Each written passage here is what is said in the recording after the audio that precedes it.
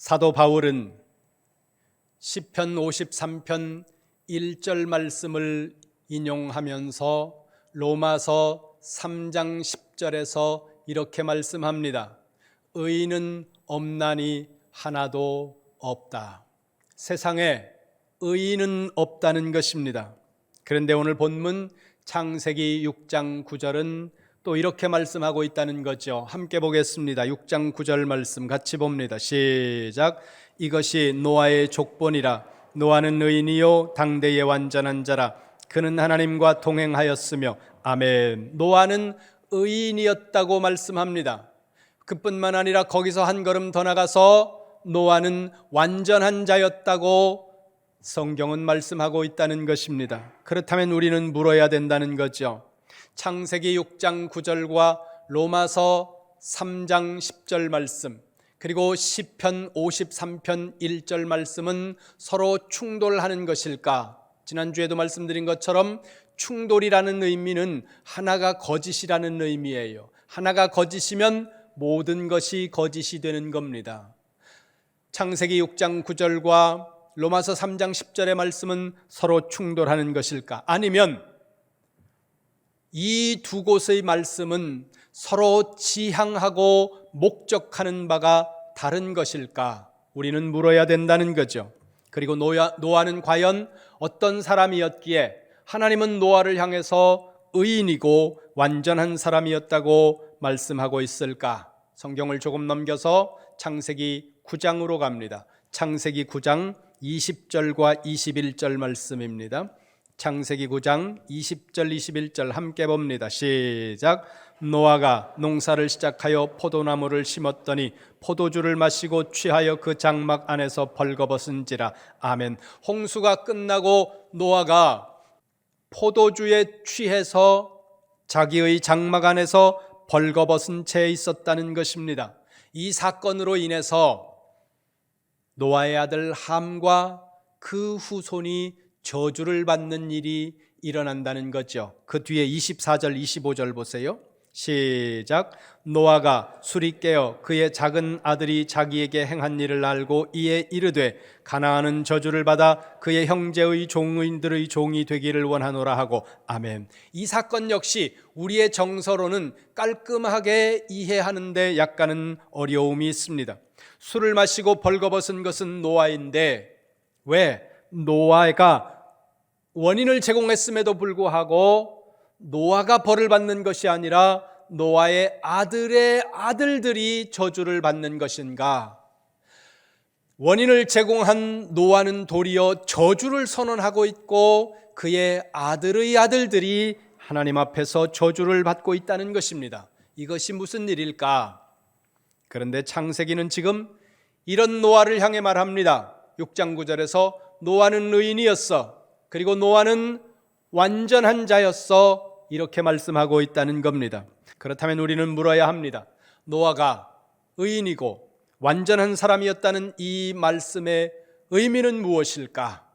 마가복음 10장 17절로 가보겠습니다. 같이 봅니다. 시작. 예수께서 길에 나가실새 한 사람이 달려와서 꿇어앉아 묻자오되 선한 선생님이여 내가 무엇을 하여야 영생을 얻으리이까? 아멘. 예수님께서 길을 가고 계셨습니다. 길을 가고 계신 예수님 앞에 한 사람이 나와서 달려오더니 꿇어앉아서 예수님을 이렇게 부르고 있다는 거예요. 거기 보세요. 중간쯤에 선한 선생님이여 이렇게 예수님을 부르고 있다는 거죠. 이 부분을 헬라어 사본에서는 아가테 이렇게 말씀하고 있는데 아가테라는 단어의 원형은 아가도스입니다. 아가도스는 선함이라는 형용사예요. 그런데 이 아가도스라고 하는 이 선함이라는 뜻으로 번역이 된 이 헬라어는 그 의미 중에 righteous라고 하는 의미가 들어있다는 거예요. 의로움이라는 개념이 그 아가도스라는 헬라어 안에 들어있다는 거죠. 그렇다면 우리는 선함으로 번역을 했는데 의로움이라고 번역을 해도 된다는 거예요. 그러면 의로움이라는 단어로 번역을 해서 한번 보겠습니다. 예수님께서 길을 가고 계셨습니다. 한 사람이 달려나오더니 무릎을 꿇고 예수님을 이렇게 부릅니다. 의로운 선생님. 그 부름에 예수님이 하시는 답변이 18절이에요. 18절 봅니다. 시작. 예수께서 이르시되 내가 어찌하여 나를 선하다 일컫느냐? 하나님 한 분 외에는 선한 이가 없느니라. 아멘. 선함이라는 이 아가도스라는 단어를 righteous라고 번역을 해서 의로움이라는 단어로 번역을 해서 다시 보면 이렇게 된다는 거예요.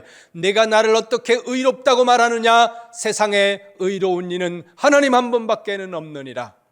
여러분 기억하시기 바랍니다. 성경 통전적인 관점에서 완전하시고 의로우시고 선하신 분은 하늘과 땅 사이에 오직 여호와 하나님 한 분밖에는 없다는 사실을 기억하시기를 주님의 이름으로 축원합니다. 축원합니다.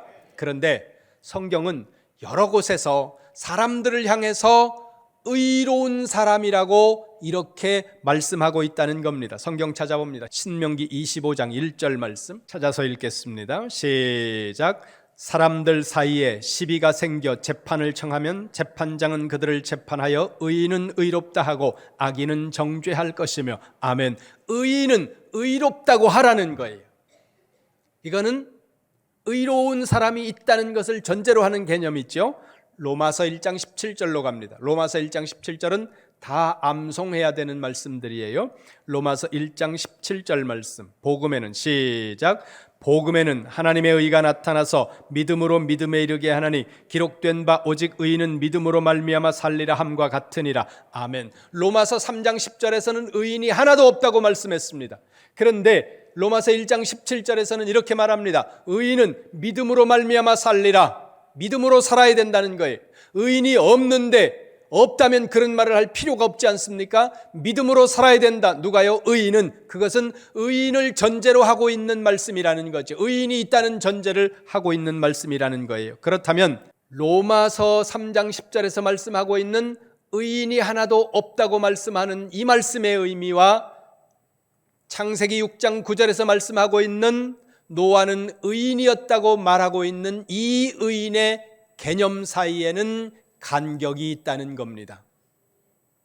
목적하는 바와 지향하는 바가 다르다는 것을 우리가 인식해야 된다는 거죠. 적어도 의인은 없나니 하나도 없다 말씀하실 때 그 의인의 개념에는 죄 없음의 의미가 강하고, 노아는 의인이었다고 말씀하고 의인은 믿음으로 살리라 말씀하시는 그 의인의 개념 속에서는 죄 없음의 의미보다는 다른 의미가 강조되는 표현이라는 겁니다.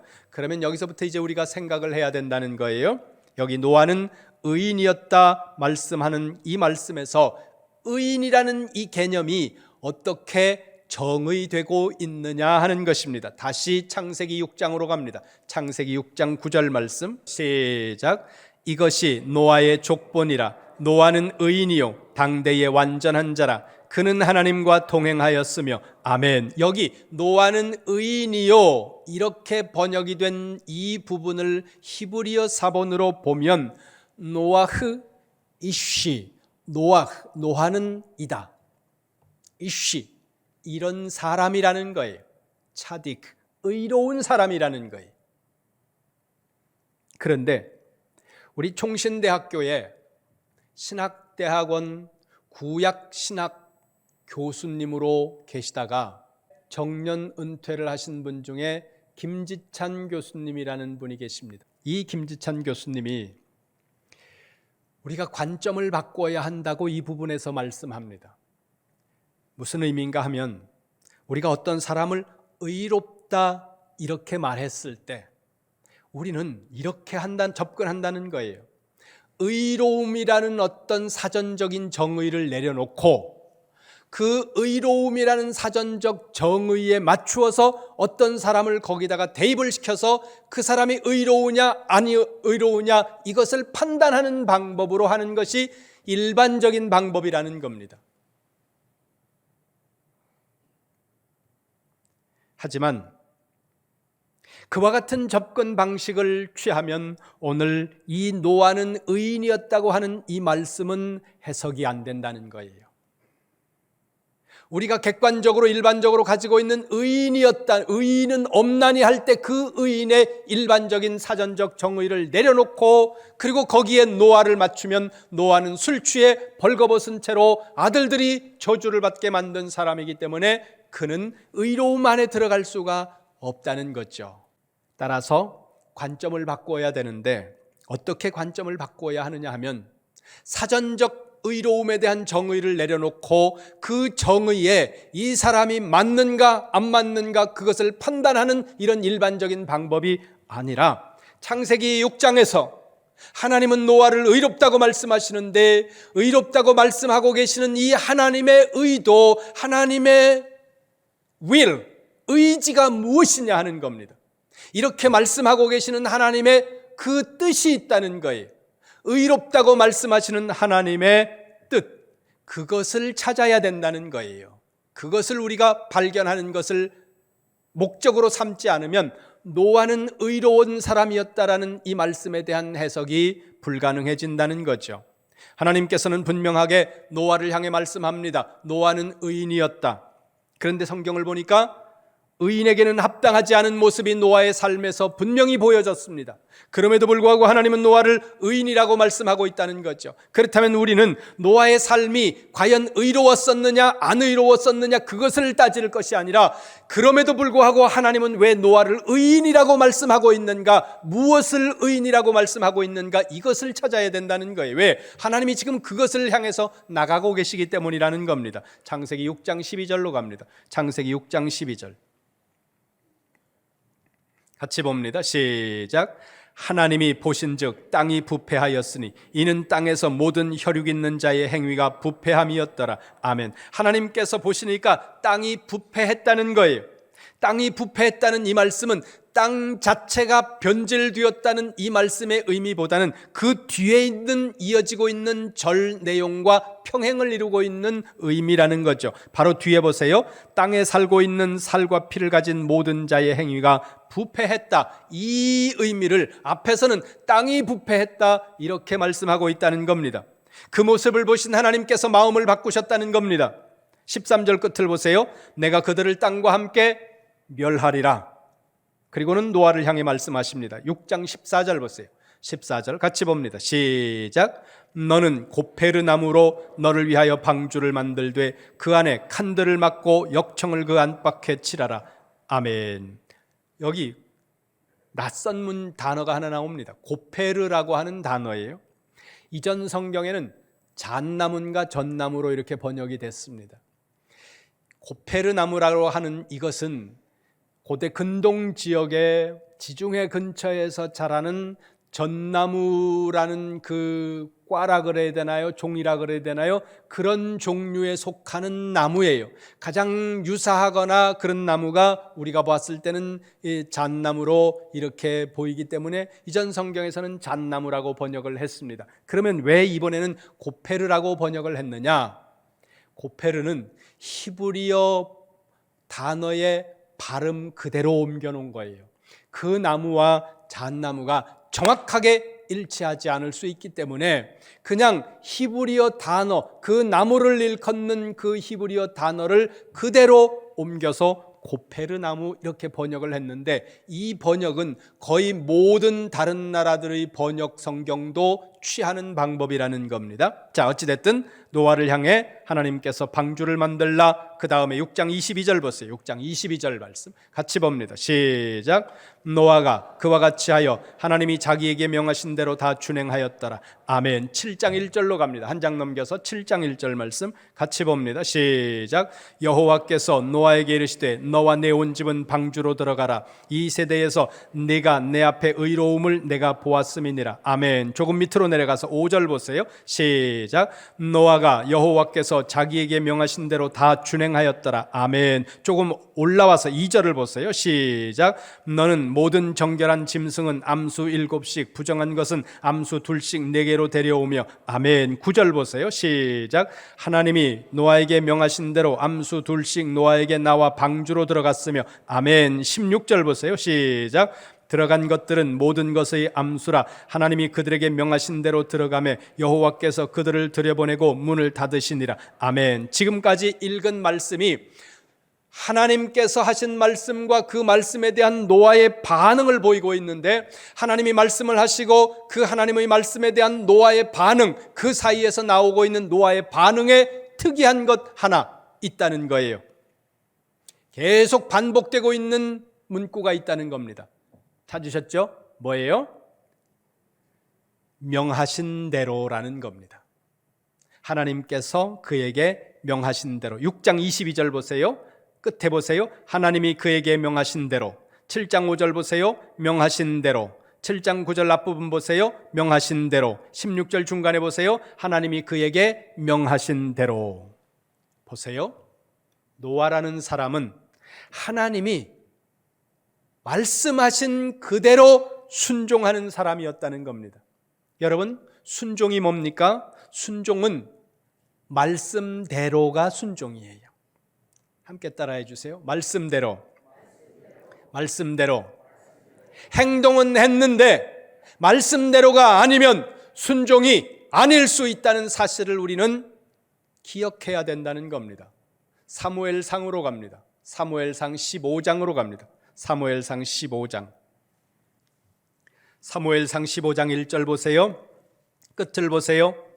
선지자 사무엘이 왕이 된 사울을 찾아와서 이렇게 말합니다. 여호와의 말씀을 들으소서. 하나님이 당신에게 지금 말하고 있습니다. 그러면 말씀하신 내용이 뭘까요? 3절 봅니다. 시작. 지금 가서 아말렉을 쳐서 그들의 모든 소유를 남기지 말고 진멸하되 남녀와 소아와 젖 먹는 아이와 우양과 낙타와 나귀를 죽이라 하셨나이다 하민. 아멘. 거기 중간쯤 보세요. 진멸이라는 단어가 나옵니다.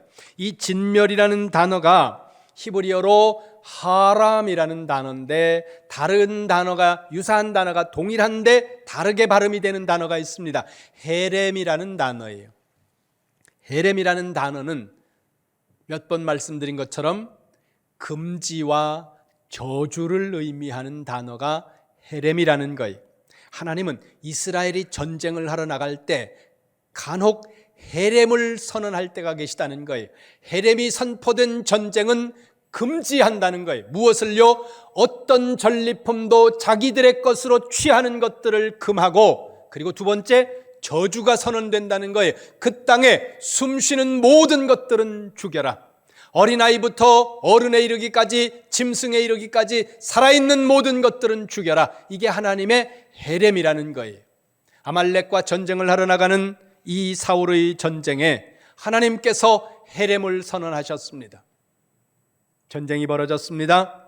전쟁이 어떻게 됩니까? 이스라엘의 대승으로 이어집니다. 8절에 보니까 적국의 왕을 사로잡고 그리고 모든 백성을 진멸했다는 거예요. 그런데 사울 왕을 찾아온 선지자 사무엘은 하나님의 말씀을 전하는데 이렇게 전합니다. 15장 11절 시작. 내가 사울을 왕으로 세운 것을 후회하노니 그가 돌이켜서 나를 따르지 아니하며 내 명령을 행하지 아니하였음이니라 하신지라. 사무엘이 근심하여 온 밤을 여호와께 부르짖으니라. 아멘. 하나님께서 선지자 사무엘을 통해서 사울에게 말씀하셨습니다. 뭐라고 말씀합니까? 내가 후회해. 내가 후회해. 사울은 생각했어요. 전쟁하라고 하셨으니까 전쟁을 했고 전쟁에 이겼습니다. 그러니까 잘했다고 생각을 하는데 하나님은 이렇게 말씀한다는 거예요. 내가 후회하고 있어. 여기 하나님께서 후회하고 있다고 하는 이 부분을 히브리어 사본으로 보니까 나하므티키 이렇게 나가고 있는데, 나하므티라는 단어의 원형은 나함이라는 단어입니다. 나함이라는 단어는 지난주 오전 예배 때 제가 굉장히 여러 번 반복해서 말씀드렸던 단어인데, 이 단어가 히브리어 동사가 어간 형태가 7가지로 변한다고 말씀드렸잖아요. 그 7가지 변하는 형태 중에서 이 나함이 니팔형으로 쓰이게 되면 목적이나 행위의 변화를 의미한다는 거예요. 하나님께서 나하므티키, 이 말씀은 뭐예요? 내가 마음을 바꾸었어. 후회한다는 이 말씀이 내가 하나님이 마음을 바꾸었다는 거예요. 누굴 보면서? 사울을 보면서 마음을 바꿨다는 거예요. 이전의 마음은 어떤 것이었습니까? 왕으로 삼아서 이스라엘을 통치하게 만든 것이 하나님의 마음이었다는 거예요. 그런데 하나님이 지금 마음을 바꾸셨다는 거예요. 왜요? 전쟁에 이겼는데요. 대승을 거두었는데요. 전쟁하라 그래서 전쟁에 나갔고 싸웠습니다. 이겼습니다. 왕을 사로잡고 모든 민족을 다 멸절시켰다는 거예요. 그런데 하나님이 말씀하세요. 내가 후회해. 내가 마음을 바꿨어. 왜 마음을 바꿨다고 말씀합니까? 11절 중간을 보세요. 그가 돌이켜 나를 따르지 아니하며 내 명령을 준행하지 아니하였기 때문이다. 하나님께서 말씀하세요. 내 명령을 준행하지 않았기 때문에 나는 후회하고 나는 마음을 바꾸겠다. 이렇게 하나님께서 말씀하고 있다는 거예요. 여러분, 우리는 이긴 걸 생각해요. 이기면 됐다고 생각한다는 거예요. 전쟁에 이겼잖아요. 이겼으면 된 거 아니에요? 돈 벌었잖아요. 그러면 된 거 아니에요? 성공했잖아요. 그러면 된 거 아니에요? 당선됐잖아요. 그러면 됐다고 생각한다는 거예요. 교회가 부흥했다면 그러면 됐다고 생각한다는 거예요. 그런데 하나님은 뭐라고 말씀하세요? 내 말대로 했었느냐 이걸 보신다는 거예요.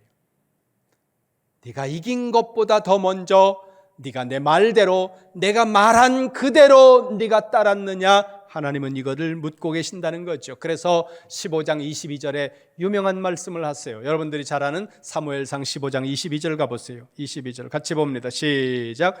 사무엘이 이르되 여호와께서 번제와 다른 제사를 그의 목소리를 청종하는 것을 좋아하심같이 좋아하시겠나이까. 순종이 제사보다 낫고 듣는 것이 수량의 기름보다 나으니 아멘. 전쟁에는 이겼는데 말씀에는 순종하지 않았다고 하나님이 평가하고 있다는 거예요. 돈은 벌었는데 하나님이 나로 하여금 불순종하는 자라고 말씀하고 있지는 않을까 생각하시라는 거예요. 여러분의 꿈은 이루었는데 여러분의 생각과 여러분의 행동이 여러분이 원하는 어떤 자리에 갔는데 하나님이 과연 나보고 너는 내 말대로 순종했어 의로운 자야 이렇게 말씀하고 계실지 아니면 다르게 말씀하고 계실지 봐야 된다는 거예요. 그리고 노아에게는 또 한 가지 특징이 있습니다. 그 특징은 문장으로 나타나지 않고 있습니다.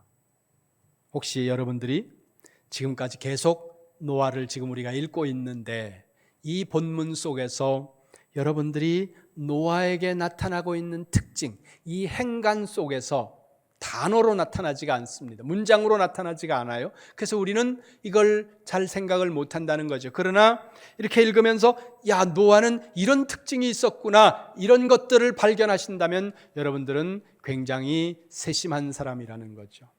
오늘 본문에 보면 노아는 말이 없다는 거예요.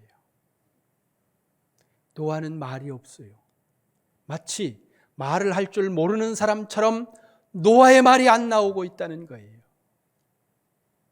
순종하는 사람은 말이 없습니다. 말이 많은 건 순종하지 않고 있다는 거예요. 내가 옳다고, 내가 의롭다고, 내 생각이 맞다고 주장하고 있습니다. 순종하지 않는 거예요. 하나님의 말씀이 명확해요. 그 하나님의 말씀대로 행하는 사람에게는 다른 내 생각이 필요가 없는 거예요. 노아는 지나치다 싶을 만큼 아무런 말이 없다는 거예요. 다시 성경 봅니다. 9절로 갑니다. 창세기 6장 9절 말씀. 다시 한번 봅니다. 시작. 이것이 노아의 족본이라. 노아는 의인이요 당대의 완전한 자라. 그는 하나님과 동행하였으며. 아멘. 의인이라는 단어와 병행을 이루고 있는 것처럼 보이는 또 하나의 단어가 완전함이라는 단어입니다. 9절 중간을 보세요. 당대의 완전한 자라. 이 문장을 히브리어 사본으로 보니까 이렇게 되어 있습니다. 타밈 하야 베도로타유. 타밈. 뒤에 베도로타유의 원형은 도르예요. 도르라는 단어는 영어로 번역하면 generation이에요. generation. 그의 인생 가운데서 그의 일생에 뭐라고 말씀하세요? 타밈, 완전했다는 거예요. 근데 앞서 말씀드린 것처럼 이 완전이라는 개념도 의로움이라는 개념과 같이 아까 말씀드린 대로 어떤 완전함을 사전적으로 정의해놓고 그 사람을 거기에 대비해서 그 사람이 이 기준에 완전한가 안 한가, 맞는가 안 맞는가, 이것을 판단한다면 로마서 3장 10절 말씀처럼 의로운 사람, 완전한 사람은 있을 수 없다는 거죠. 이 말씀 역시 하나님께서 노아의 어떤 점을 완전하다고 말씀하고 있다는 거예요. 그러면 하나님께서 노아의 어떤 것을 향해서 지금 완전하다고 말씀하고 있을까요? 욥기로 갑니다. 욥기 1장 1절입니다. 같이 봅니다. 시작. 우스 땅에 욥이라 불리는 사람이 있었는데 그 사람은 온전하고 정직하여 하나님을 경외하며 악에서 떠난 자더라. 아멘. 하나님께서 욥에 대해서 설명을 하고 있는데 첫 번째 말씀이 욥은 온전한 사람이었다 이렇게 말씀합니다. 여기서 온전함이라는 이 히브리어가 탐이에요. 창세기 6장 9절에서 노아는 완전한 사람이었다 했을 때 그 완전함이 탐임이에요. 근데 이 두 단어가 같은 단어예요.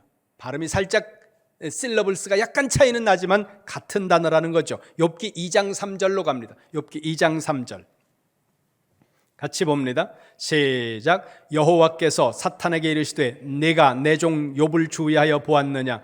그와 같이 온전하고 정직하여 하나님을 경외하며 악에서 떠난 자가 세상에 없느니라. 내가 나를 충동하여 까닭없이 그를 치게 하였어도 그가 여전히 자기의 온전함을 굳게 지켰느니라. 아멘. 여기 온전함이라는 탐이라는 히브리 단어가 두 번 나오지 않습니까? 온전하고 온전함을 하나님이 말씀하세요. 까닭 없이 그에게 고난을 줬다. 네가 나를 충동질을 해서 까닭 없이 그가 고난을 당했지만 그가 여전히 온전함을 굳게 지켰다. 하나님이 이렇게 평가하고 계시다는 거예요. 9절로 갑니다. 2장 9절 말씀 같이 봅니다. 시작.